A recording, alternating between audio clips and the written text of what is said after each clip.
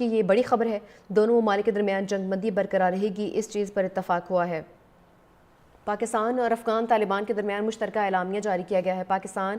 اور افغان مذاکرات میں جنگ بندی پر متفق ہوئے ہیں دونوں ممالک، اور ابھی یہ جنگ بندی برقرار رہے گی۔ مذاکرات کا اگلا دور 6 نومبر کو ہوگا استنبول میں۔ آج مذاکرات جو ہوئے استنبول میں، اس کے مطابق جنگ بندی پر اتفاق ہوا ہے۔ پاکستان اور افغان طالبان کے درمیان جنگ بندی برقرار رہے گی، اس چیز پر اتفاق ہو چکا ہے۔ پاکستان اور افغان مذاکرات میں جنگ بندی پر متفقہ فیصلہ سامنے آیا ہے۔ مشترکہ اعلامیہ جاری کیا جا چکا ہے، جس کے مطابق دونوں ممالک جنگ بندی پر متفق ہو چکے ہیں اور دونوں ممالک کے درمیان جنگ بندی برقرار رہے گی۔ 6 نومبر کو اگلا مذاکرات کا دور ہوگا، استنبول میں ہی ہوگا یہ مذاکرات کا دور، اور آج جو مذاکرات ہو رہے تھے اس کے مطابق جنگ بندی برقرار رہے گی۔ اس سے پہلے بھی 2 دور ہو چکے ہیں مذاکرات کے، جس کے مطابق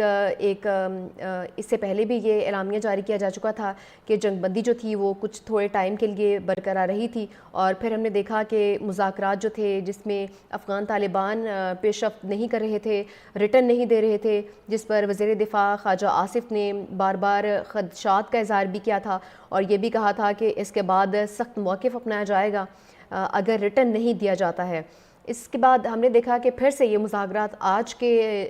کے روز جو ہو رہے تھے، جو کہ تعطل کا شکار تھے، لیکن پھر آج دوبارہ مذاکرات استنبول میں ہوئے ہیں، جس کے مطابق یہ فیصلہ سامنے آیا ہے کہ دونوں ممالک کے درمیان مشترکہ طور پر یہ فیصلہ کیا جاتا ہے کہ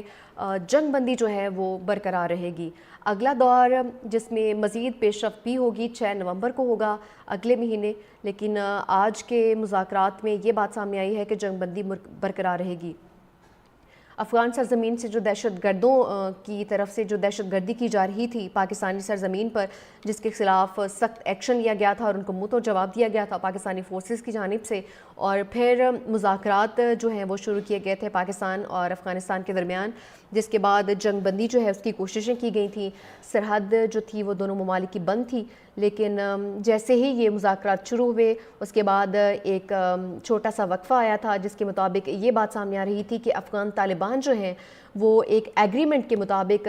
زبانی طور پر تو تیار تھے، لیکن ریٹن کے طور پر تیار نہیں تھے، جس کا یہ کہا گیا تھا، وزیر دفاع خواجہ آصف نے ایک ٹویٹ بھی کیا تھا کہ یہ خدشہ ظاہر کیا جا رہا ہے کہ شاید یہ طالبان جو ہیں اگر زبانی طور پر اس طرح کے مذاکرات کرتے ہیں تو ان پر ہم یقین نہیں کر سکتے ہیں۔